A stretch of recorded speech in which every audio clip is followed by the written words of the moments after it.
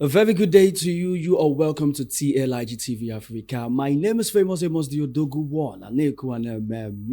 How are you doing? I trust you are having a beautiful day. Feel free to follow us on all social media platforms on your screen right now. Now, the Trending Gist Show, this is where we bring juicy stories happening in Nigeria, in Africa, and of course, across the world. And today, our segment for the show is an exclusive interview, with someone that is quite phenomenal in the entertainment industry. Today, I will not be doing this alone. I have the privilege of having with me in the studio a friend turned brother who is big. If you're big, you're big. You can't take that away. Yes. I met him for the very first time in when did that year? I think 2017 or thereabout. And from that time, he has grown to become better. Yes, today his name is MC Cabal, and together we'll be talking extensively on a particular topic, which is comedy in Nigeria as a career. How sustainable is it? Okay, before I allow him to say one or two things, let us go on a quick break. When we come back, then the show will continue proper. Do not go anywhere, be right back.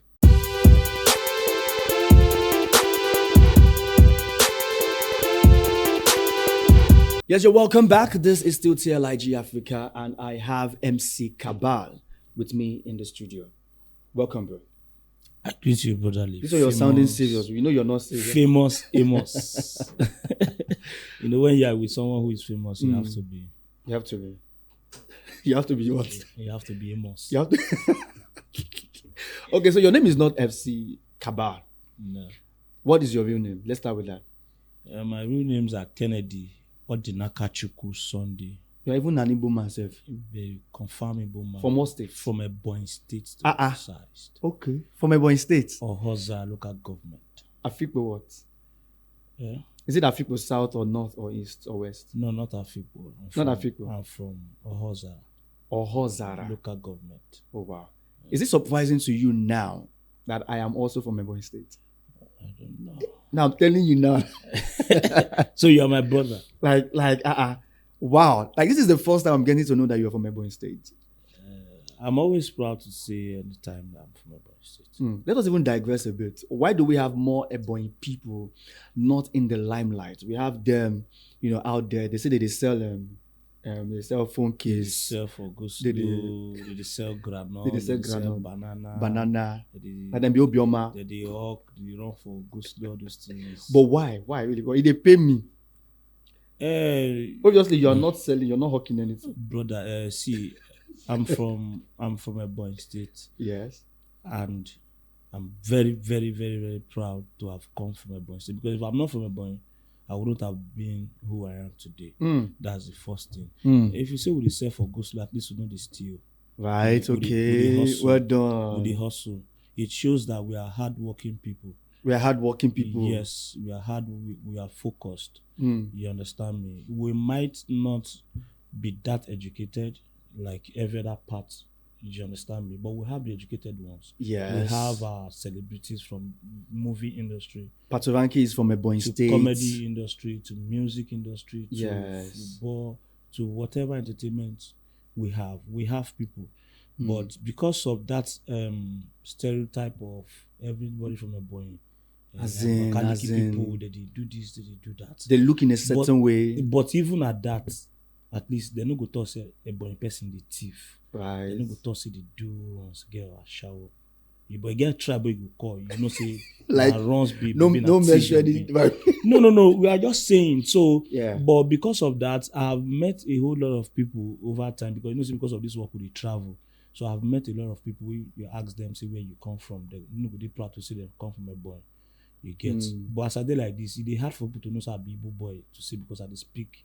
You know now. Yeah. Normal, you speak Queen's English. And as a matter of fact, I've not been to Ebonyi for the past 20 years. But that's not a good thing. It's not a good thing. My parents are here. They just went to the village 2 years ago. Okay. And so who I won't go see now. You get the point. So, but like I'm from a very large home. My father gave birth to 11 children. 11. So the other 10 they go village, but for only me, they go for the past 20 years. But I hope to go this year. As the prodigal son. But no be prodigal son, not. But the good thing again is, even though I'm not going to my place where they speak language die, I dey speak my language well. I dey speak Igbo well. You are not the mama talk side. No. I dey speak. When it comes to language, it's something I love to do because this work, especially the MC part of it, you sometimes you are faced with different audience with different languages, so they find it worthy or interesting when you can speak their language. For one of my radio programs, I dey represent Mushi boy, Yoruba boy, so I dey speak Yoruba. Some no even know say I not be Yoruba boy. You get because obviously you don't even look like an Igbo boy. You get so, but and why I feel some of our brothers or sisters are not always proud to say this very because they no feel match up the person with the accuser. But for me, you know, if you beat me for anywhere, you can I go surpass you. Okay. So a big shout out to all the Ebonians out there. I feel super proud, to come from. Some of you don't even know that I'm from Ebonyi State, and I have my brother already in the building. So if you do anyhow, MC Cabal already is in the studio. So let's talk about comedy in Nigeria. I first want to know how you started off your career as a comedian. Of course, I know you do a lot of things. You're an MC, you're an actor, you're an OAP, and you are, interestingly, a comedian. But as a career path for you, how did it start? Just take us that journey. Oh, well, comedy is naturally, while I was growing up, I played football. Yes. In anything, it shows that entertain people is naturally what I'm called to do, but irrespective of the field I'm doing it from. But I played football when I was secondary school. I schooled in Ikorodu. Ikorodu Garage is my secondary school. Ikorodu Garage United High School. Oh, okay. Funke Akindele's father was my principal in secondary school.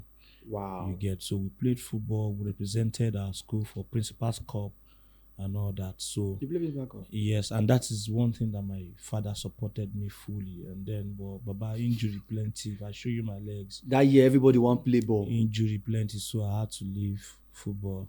And then I tried music, rap, and all that. And then, while doing all that, I have a younger cousin who is much into entertainment at that time. So he said, bro, if you do comedy, this way they laugh. If you do this thing, at that time, the only comedy I know is only in literature, tragedy, comedy. I never knew people do it. The likes of Ali Baba, Maleke, Basoj, Basket Mouth, Julius, I never knew. Basoj. I never knew them. But I only knew Basoj through film. That time we watch VHS, we watch film, Basoj. I didn't know they do film that time, but Basoj they do film, okay they do. So I see them for film. You understand me? So when my brother told me about the comedy, and then that was in 2002. I don't even forget 25th October. I don't even forget that date, 2002. And so there's this competition happening at White House, Ikeja, Tony Street, by GML, Grandmaster Lee, who is also an OEP on one video at that time. So they do this talent hunt. So my brother now for told comedy. Me, I think for comedy, for music, for anything, entertainment. So my younger brother now bought the form 2,000 naira. Say, make I go. Say, Melissa would do well. But I couldn't go because naturally I'm a shy person. Very, very shy at that time. And so I couldn't go because my brother encouraged me. I know fit because of the shyness, you understand? So I know fit in money waste. And so 3 years later, after I've gone through reading books on how to overcome shyness, fasting and prayer. You read books? Yes. Okay. And so in 2005 was my church, Assemblies of God Church. So we're doing a night vigil, and then I summoned the courage to perform in the presence of people. You get so, but that night, one of the books I read, you have to wear dark glasses, and that is why you see most entertainers wear dark glasses. Not because they feel to the most shy ones, but you might find it hard to know that some entertainers are shy guys. That's why they wear. Do you know why they wear dark glasses? Why? When you're performing, do you know why people can be shy? You are shy because while you are doing your thing, if your Go jam eyeball should person. jam somebody and the person is just quiet, go dey demoralizing you. Within this person, It's like you're not think. really that funny. You and you're not get the cracking him point up. now. Yeah. And sometimes your eyeball, if you even jam the person eyeball, make the person laugh or make the person, even while the person is laughing and you are making the person to laugh, if you even the day demoralize, say, be like, this is why they talk. I don't know whether they laugh, whether it's funny, or be Whether they laugh for your inside, joke. they do anyhow. You get so, but when you wear that glasses, of course you see people's face, But but they will they not don't see see yours. But at that very night, I was wearing that glasses throughout my performance. My face was up. I know they look anybody.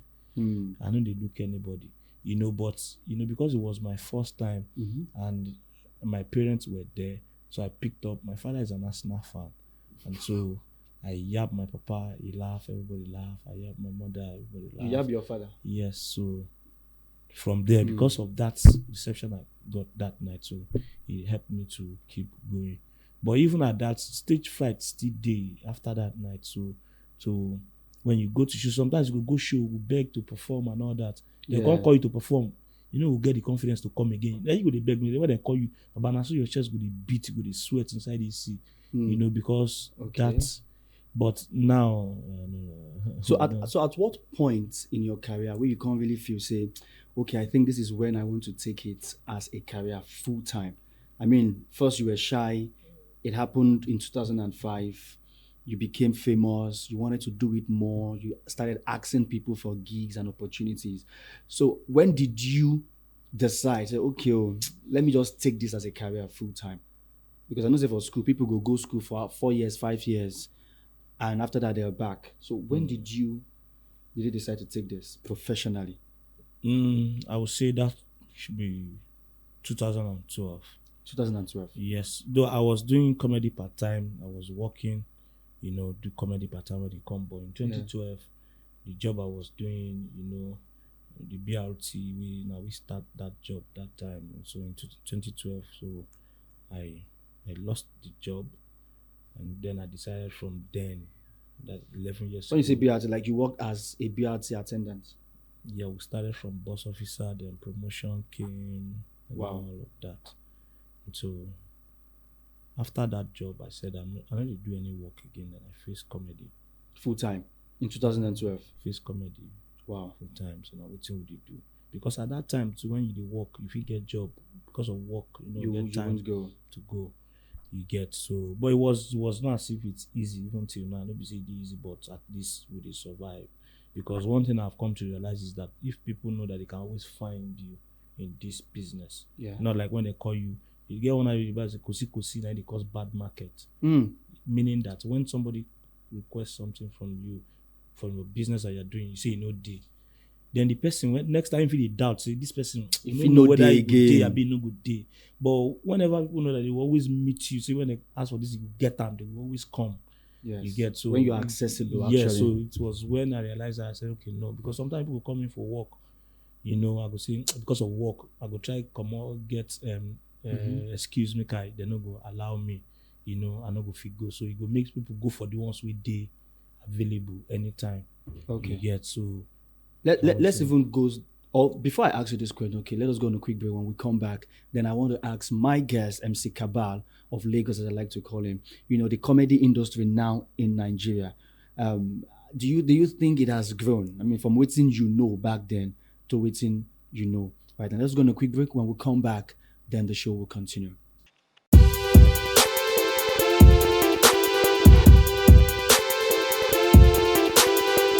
TLIG Africa, and I still have with me in the studio MC Cabal of Lagos. Not the normal Cabal, not that kind of Cabal. This is Cabal of comedy. Yeah. And surprisingly, he is from my state, Ebonyi State. I have always wondered, when will I meet somebody from Ebonyi State? Lo and behold, the Lord brought MC Cabal in the building. Anyways, so before we went on break, I did ask, comparing comedy back then, the times of Basoj, MC Mr. Bakassi, and Ali Baba. Julius. Comparing it to now, what do you think has been the difference? The difference in comedy, in comedy we have different kinds of comedy. We have the stand-up. Yes. We have the actors doing the comedy, like as well Mr. Ibu and the Sophia and Co. the acting part. And then you have these skit makers right now who are really cashing out big time. And so comedy have evolved, you understand me, it has grown in Nigeria. And after Afrobeat, I want to tell you that comedy is the next big thing. The next big thing. The next big thing, that the money we did that game right now, and more money is still coming for the business.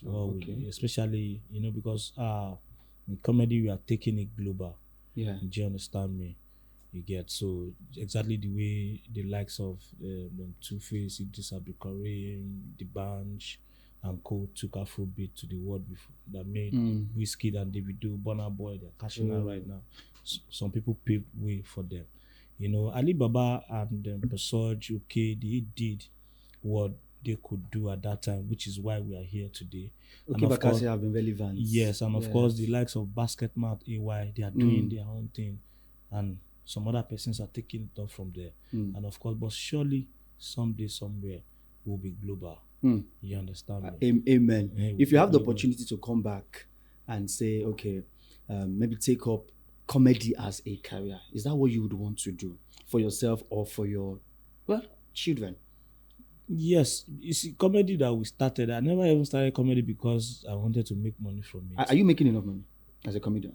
Say for your chest, are you making enough money? When we say making enough money, there's no money that is enough money.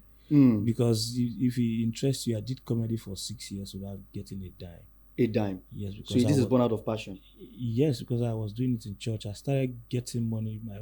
I made my first money from comedy 2012, I think. How much? 2011 was 30,000. I was not even in Lagos. The same 30,000 now? It was in Ekiti, so the same 30,000. You get, so because I started as a church comedian, like we perform in different churches, this church, that church, that was so the money no be waiting with the really send. You understand? Even while I was working, all my need be see make I just get where I show them my own mic talk. People laugh. It gives me joy. Gives you joy. You understand me? So I know they do it because of say money dinner, because when we now took it as a career, we will not get another thing. So even at that, you get some money saying, we just can't do it. Because naturally, now waiting, they give me happiness, sure. Seeing people happy. You understand me? I everything about me is comedy. Aside from whether I hold mic or not, it's hard for you to see me frown. So from now till another 5 years, you don't mind doing the same comedy? But I don't get another thing. Like this is a full-time job? You know the year waiting at the... See, when I first entered this studio, I was not holding mic before. It's hard for you to find me so serious. Do you understand me? And my reason is, any human being you see has one problem or the other that he or she is facing. And so what I do, whether I know you or not, is to see how I can twist one or two things to make you smile, irrespective of what you're passing through. That is who I am, anytime, any day. Especially what we are passing through in Nigeria. You know, when I came in, somebody said good morning, and I said good afternoon, good night, good. I was intentional. That is who I am. I do it anytime. I could go further and say, how madam, I know say you never marry, how madam and children, how your babes, because I know say you good. At least you go lighten up your mood. Let me ask you a personal question. Get. Are you married? I'm not. I'm still a single guy. When you say single, are you single and searching? Baba, this single and searching, and they search for money and they search for wife. No, but I pray to get the money first before. Why? Why that? Because now Naija will dey, Naija bills, cash no dey. Then some fit dey with you, but you go know say at the long run problem go dey. So you need to get the money for hand. You understand? So, final question, okay, before we call it a wrap. What would be your advice to upcoming comedians now who are looking up to you, looking up to AY and Basketmouth and the likes? What would be your advice to them? Because, you will agree with me that money not there anyway. Even person where they do 9 to 5 job service, say they complain, say money not there. And talk less of somebody that is going to do this out of passion. So, what would be your advice to upcoming comedians now in the entertainment industry or comedy industry? My advice to them is, first, you have to be respectful, you have to be humble, and you have to be original.